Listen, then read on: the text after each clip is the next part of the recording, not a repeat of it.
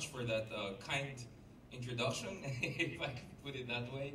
I've had the pleasure to be part of this event every year for the past 3 years, and actually a few months ago we had more or less the same panel.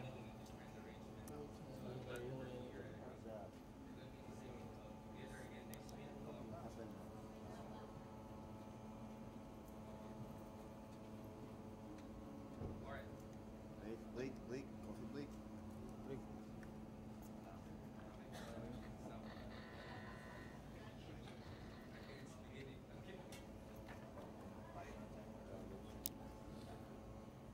I think the sabotage has begun. I think I should get used to it. I hope I don't get rejected in my entry to Hong Kong soon, like the other folks here, but let's see. So every year I've been part of this event, and I'm very glad for the past 3 years, and the discussion keep on going. Of course, this year I'm a little bit slightly more emotional because I had the pleasure of meeting and interviewing 2 leaders who have been standing up to China over the past year. One was Prime Minister Mahathir, when he was here in Manila, I interviewed him, and the other one was President Tsai Ing-wen of Taiwan, who I met a week earlier. And as far as Mahathir is concerned, he's very clear that what we are facing today is the prospect of new colonialism, and he said that while he was in Beijing. While as far as President Tsai Ing-wen is concerned, she made it very clear that although China is becoming more and more aggressive, they will never back down. So when I hear those leaders saying those things to me with a great sense of conviction, and then watching what is the latest thing that my president says, of course it creates a lot of frustration. But at the same time, the reason why I love these kinds of events is that I get to also be reminded that we have patriots, Secretary de Rosario, Justice Carpio Morales, former Ombudswoman Conchita Carpio, among others, who still believe that we have to have a truly independent foreign policy. Now, some of you may have come across it the other week. I published a column. The title was Duterte's Independent Foreign Policy, and it was blank, and I think it took some folks 1 week to get what was being implied there. Nonetheless, before we go to the question and answer portion, I wanted to ask our speakers here whether you think that as far as Duterte administration foreign policy is concerned, are there anything positive that we have to keep? Obviously, we're all calling for improvements and adjustments and changes, but are there also positive things that we should highlight and we should actually keep as we move forward? Because after all, one of the things that we're doing finally is upgrading or maintaining our facilities in the Pag-asa, for instance. This is something that has been happening over the past year or so. And the other thing I wanted to ask is, do you think there's even a coherent foreign policy here? Because sometimes it seems we see a lot of contradiction, not only among cabinet ministers, but cabinet ministers actually contradicting themselves over time as other inputs come from other members of the administration. And probably also a point I wanted to raise to my former colleague, Dr.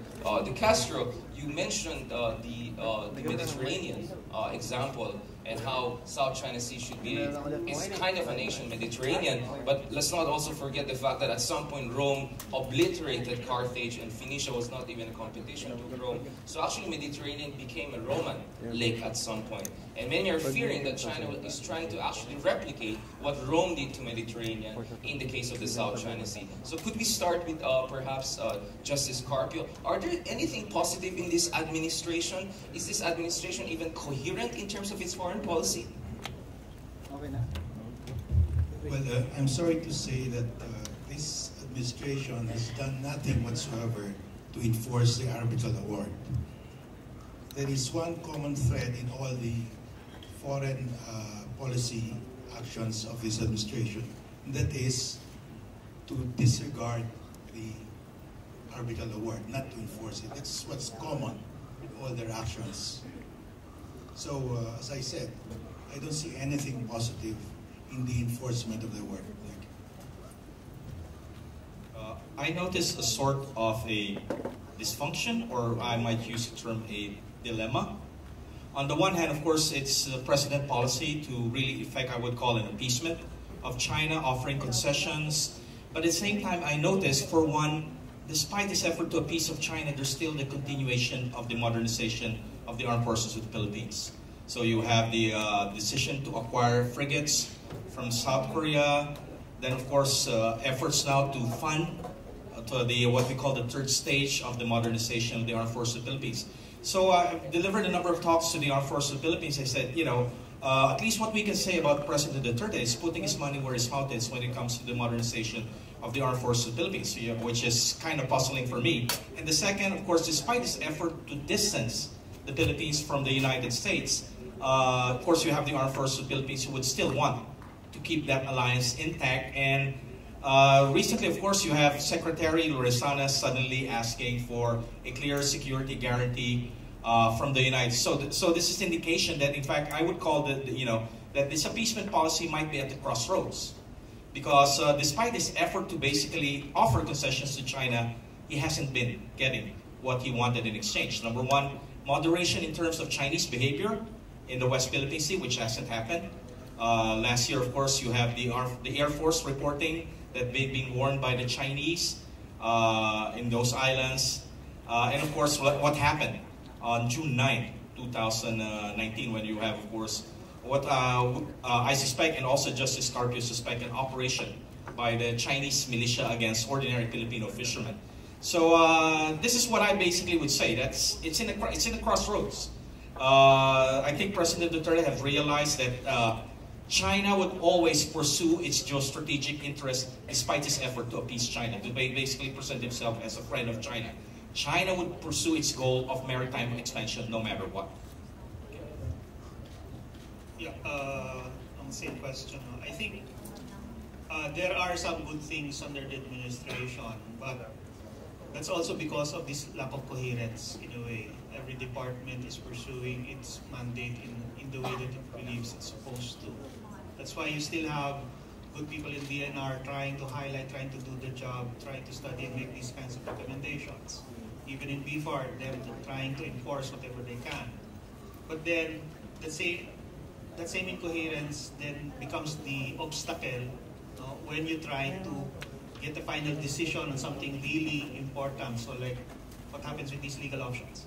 Actually, there were other recommendations of DNR in prior years, such as the establishment of a marine protected area in the Eastern Calayan Island Group. Twice it was made. Twice it was not acted on. First time in 2017, 2016, reiterated 2018. So is that going to happen again with these legal options? That's what I worry about, because it seems like it builds up to a certain point and then it stops. At a certain level, it just stops.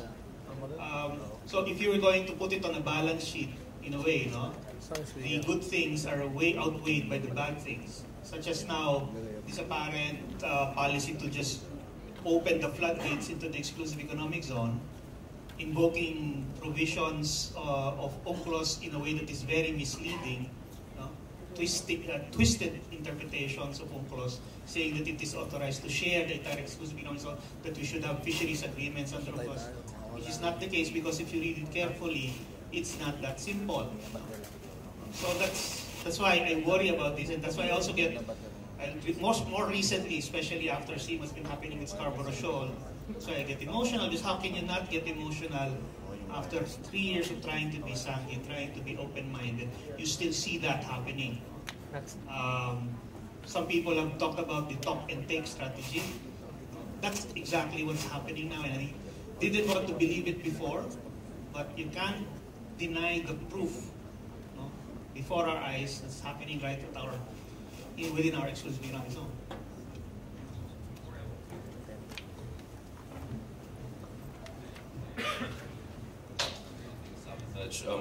Before I open it up, I just want to say, I want to ask you a final question. We're going to have a State of the Nation address very soon, next week. This is the latter half of the president's term. It's not yet over. What are the top 3 things that you think the president should do or recalibrate when it comes to his foreign policy towards China in the remaining legacy years of his presidency? Well, I think the president has already announced that he may educate the Filipino people on the constitutionality of the verbal agreement that he had with President Xi Jinping. That means he will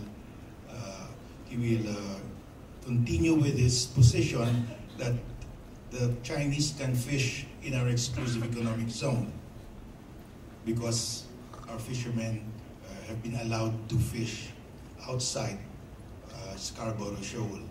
He has already signaled that that's what he's going to say. So I do not see anything positive coming out of that SONA if he will do that, because that means that we are finally bound by that verbal agreement. The moment he makes that statement in the SONA, it is a final confirmation that that verbal agreement is now a legal agreement binding on the Philippines and China. And we are terribly at the losing end of that agreement, because we are opening the entire West Philippine Sea to China's fishing fleet in exchange for our fishermen to fish in the periphery of Scarborough Shoal. It's just lopsided. So that's why I hope we can stop the president from formalizing this in the SONA. If he formalizes that in the SONA, legally we are bound by that agreement already. Thank you. On an overall picture, I don't see much change. I think he would continue what I would consider as an appeasement policy vis-a-vis China. But there's also an indication that, he's not getting what he wants to get from China. And this became very apparent last year, just before the visit of President Xi Jinping, when his economic managers said that none of the money promised by China is actually coming in terms of the BRI-related projects. They admitted. Then Secretary Jokno admitted that we have problems, technical problems, and of course you also have the Armed Forces of the Philippines basically saying, we don't see any moderation of Chinese behavior. You see the presence of more than 600 Chinese fishing vessels around Pag-asa Island watching us as we do our constructions. What I would basically see is a more or less balanced effort by the fact that the president would probably pursue closer security partnership with Japan. Probably also maintaining that alliance. Of course, during the early part of his term, he said no more military exercises with the United States. But of course, the armed forces keep pushing. No, we still need the military exercise with the United States. So more or less, I would see a little bit of a balance, more balanced foreign policy, probably by the end of his term. I agree with what has been said. I just want to add, probably, with respect to the environment side, which is my concern, really, the most important thing to do right now is to stop the destruction of the marine environment in the West Philippine Sea. And it's something that is achievable. It's something that supposedly the other side also is interested in, because it signed on to this Declaration of Marine Environment Protection. And it's something that I don't think anyone here would believe would merit a war. To simply ask, supposedly, a friend to cooperate in preserving what is supposedly valuable to all of us. Why would that merit an armed conflict in response? So that's very simple. It's also something that hopefully will preserve whatever it is that we're supposedly disputing in this area. And for the Philippines, this is even more important than China, because China's interests in South China Sea clearly are security related primarily, while for us it is resource related, it is food security, it's environment security. It directly affects the future of the Philippine nation, not just us but future generations as well. Thank you very much for pointing out that this administration is messy enough to allow for more sound minds to push the right policies, and that perhaps China is slapping around the Philippines enough for the president to reconsider his policy. Now, we open the floor to the question and answer, so that was just a teaser. Are there folks who want to raise questions or violent reaction or disagreements or any comments? Anyone? Please feel free to just move forward there. We have at least 2 microphones set up there. Oh, yes, Ambassador. Blind spot. I'm not sure at the back, Ambassador. Is it possible? Yeah. Ambassador, but okay, you're being used to be a radio reporter. Oh, I can shout.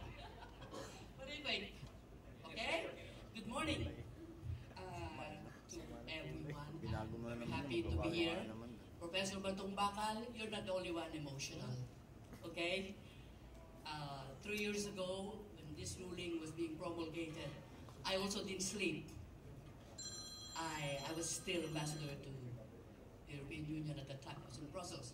And in front of me is a lambanon from the Philippines and a bottle of I don't know what, maybe Malbec from Argentina.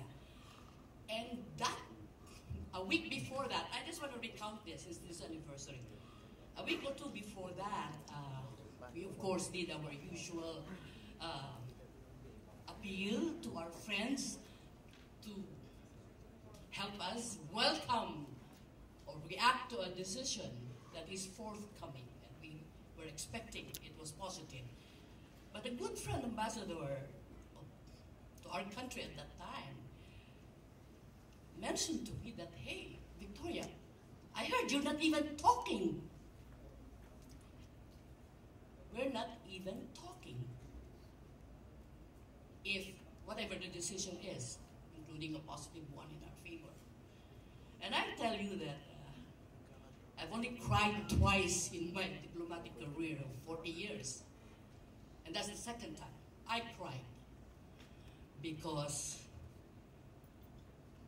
hey, the only thing we have is the law and our assertion of our dignity and our sovereign rights.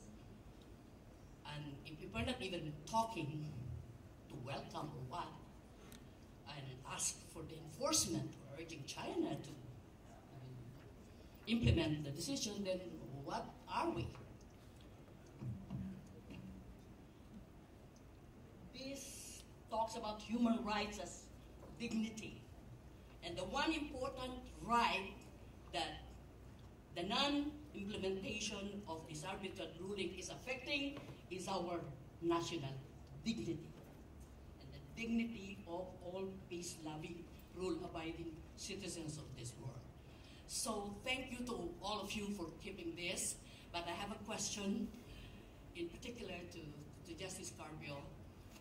Last year, you were painting the landscape and saying that there are 3 stages in Chinese policy vis-a-vis the South China Sea.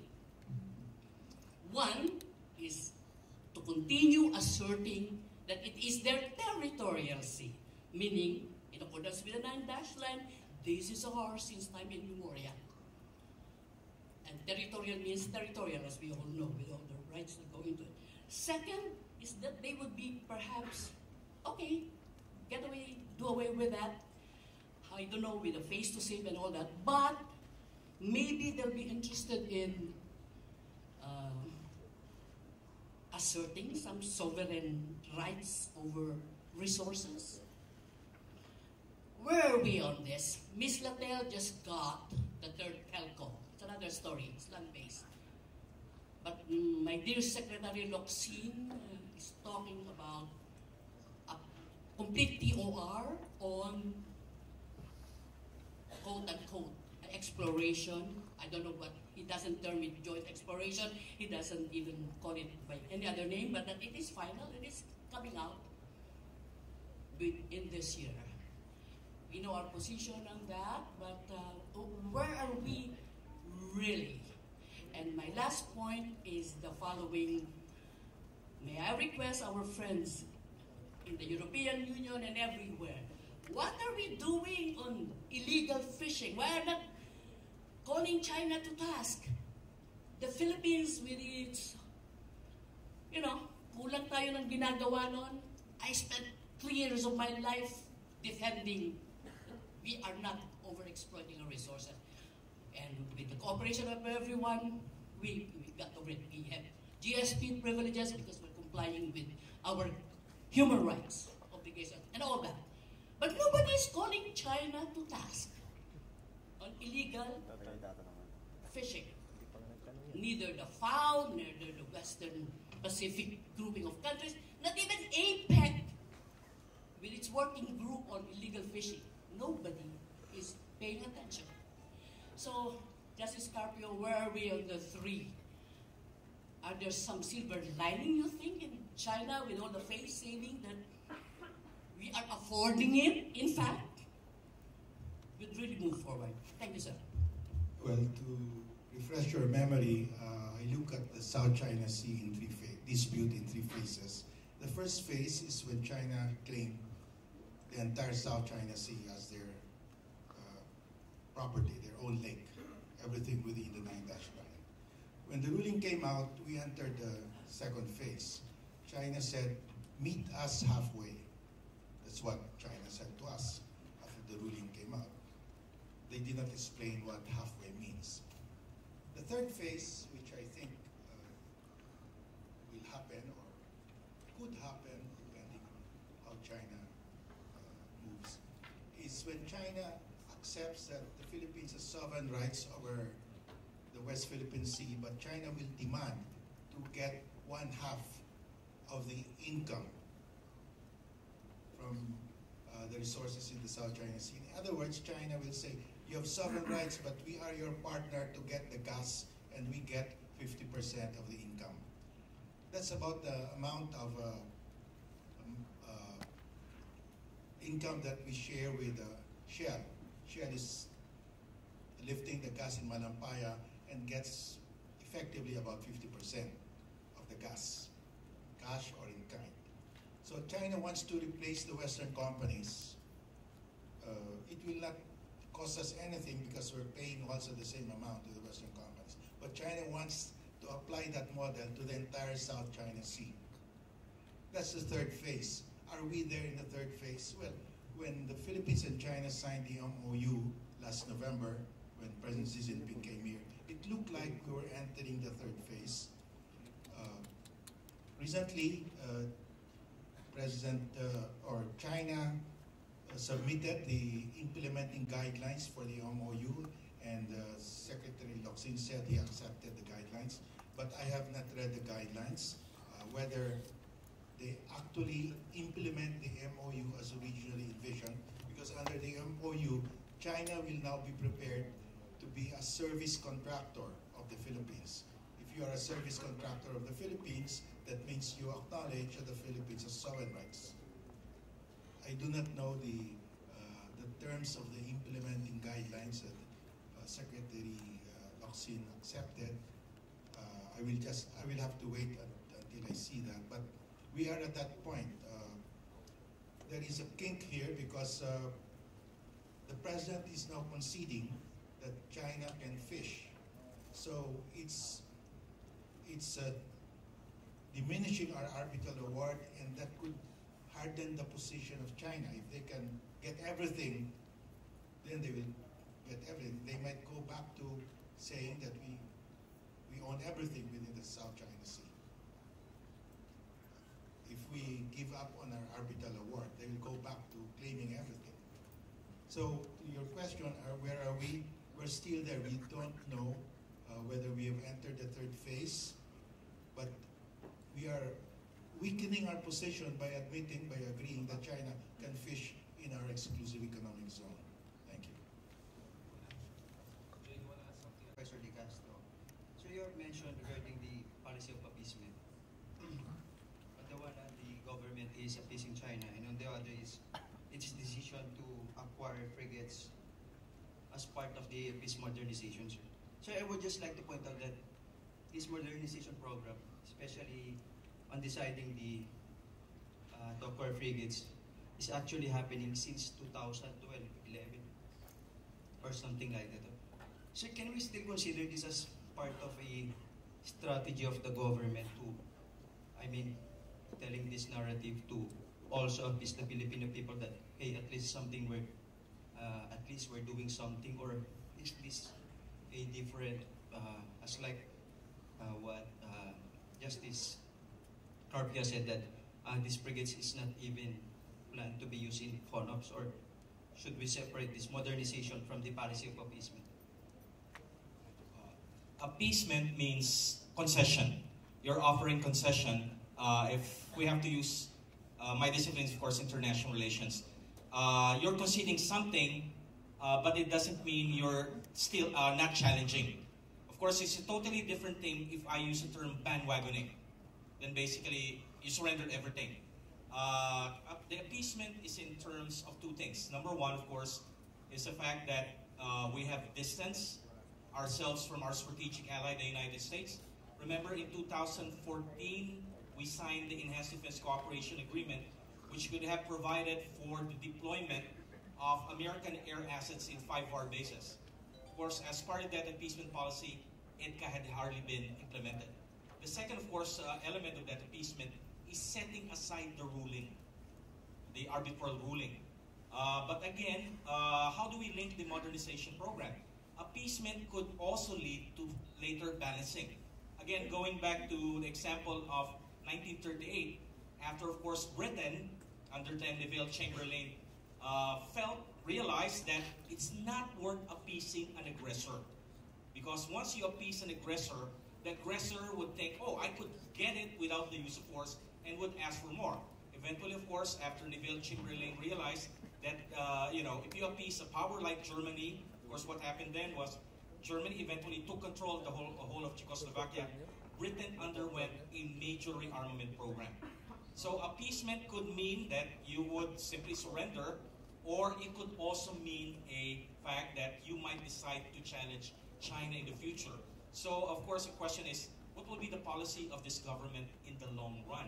Just like I mentioned, it's in a crossroads. You basically realize that the two goals, objectives that he wanted to get from China are not simply forthcoming. Money from China and moderation of Chinese behavior are not,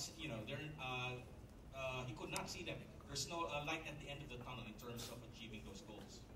Okay, I hope I addressed your question. One last, yeah, sure. Gentleman to the left, yeah. Sorry, we're running out of time.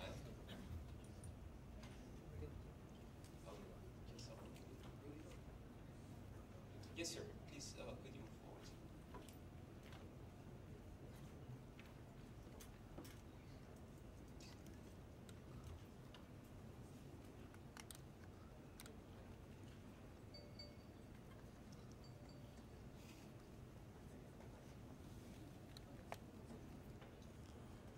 I have two questions.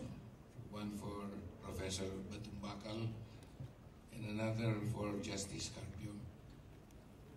For the benefit of the public, I would like to ask Professor Batumbakal, what are the specific legal remedies that the Philippines can avail of under CITES and under the Biodiversity Agreement, so that the public is educated on this. With respect to Justice Carpio, I would like to ask a question about your statement that if the President at the SONA confirms that he entered into a verbal agreement on fishing, I would like to have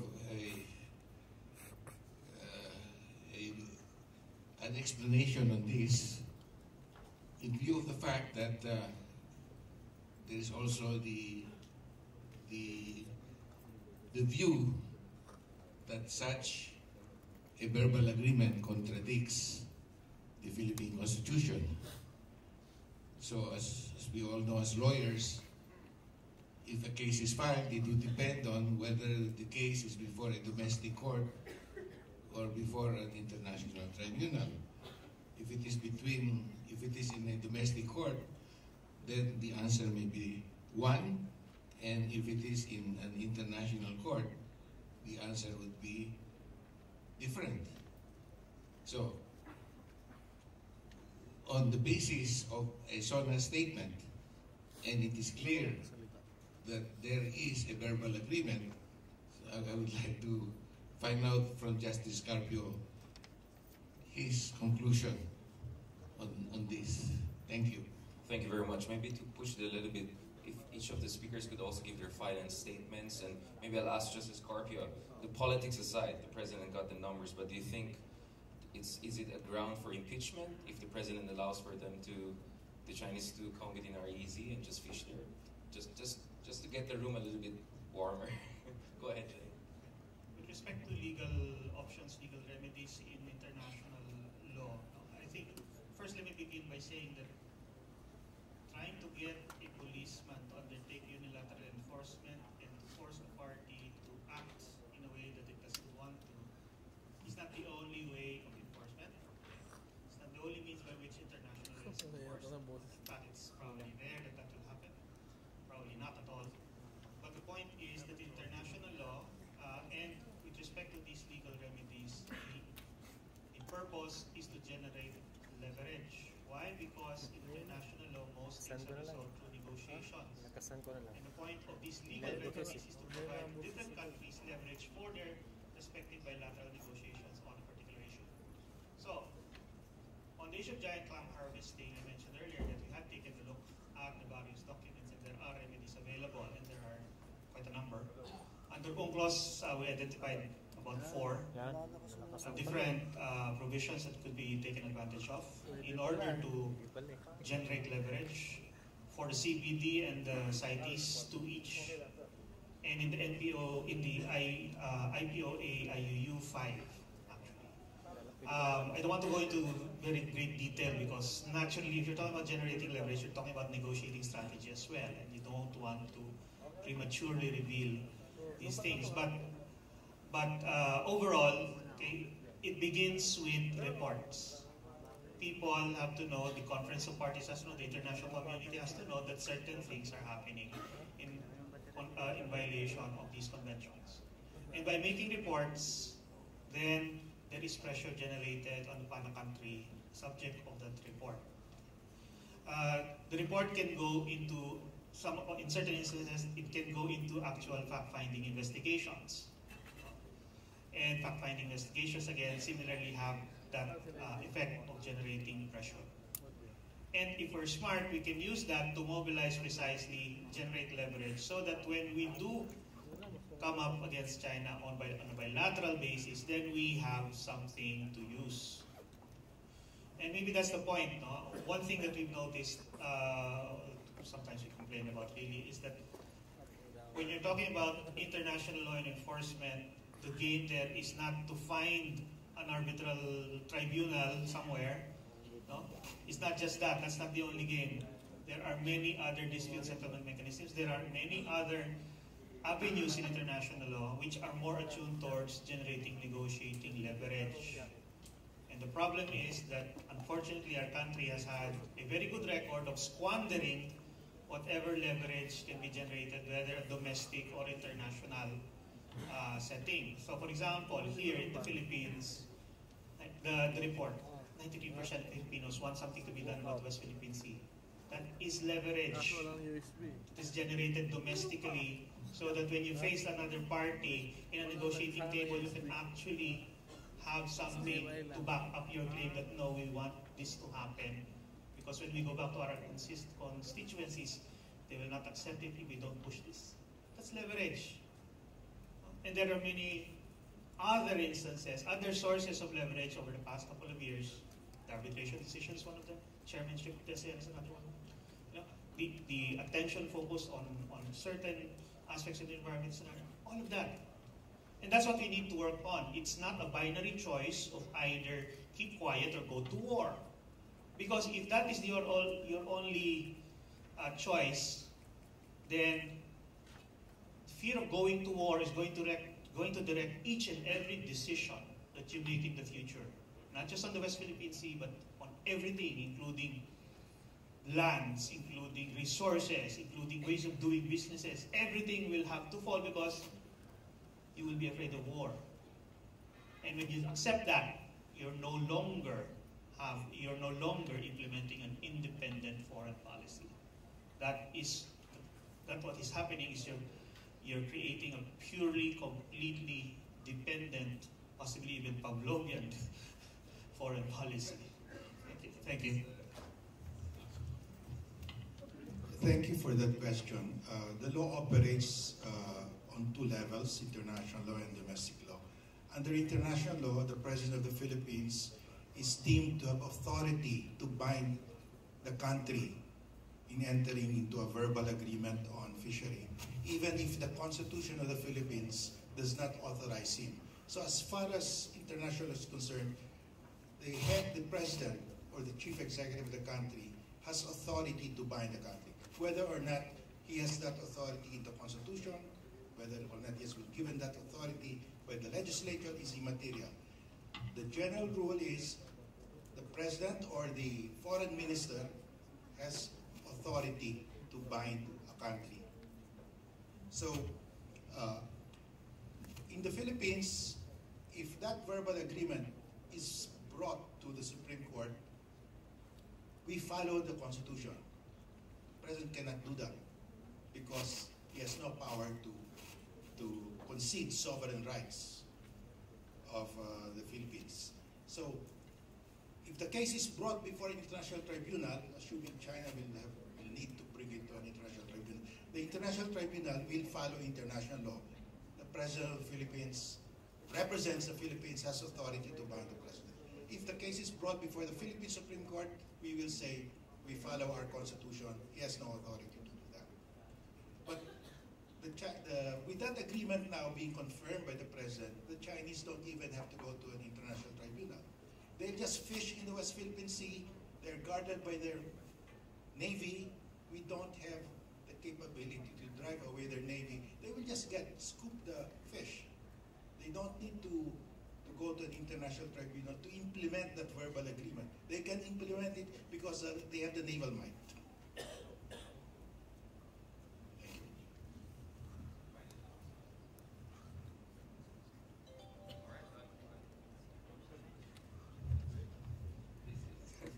Quite a day. On that somber note, Justice Scorpio, let us give a round of applause and thank our speakers, Justice Tony Carpio, Professor De Castro, and Professor J. Batambacal. Don't go away, there's another panel, so this was just a warm-up for the next panel. Thank you very much again, guys. Thank you.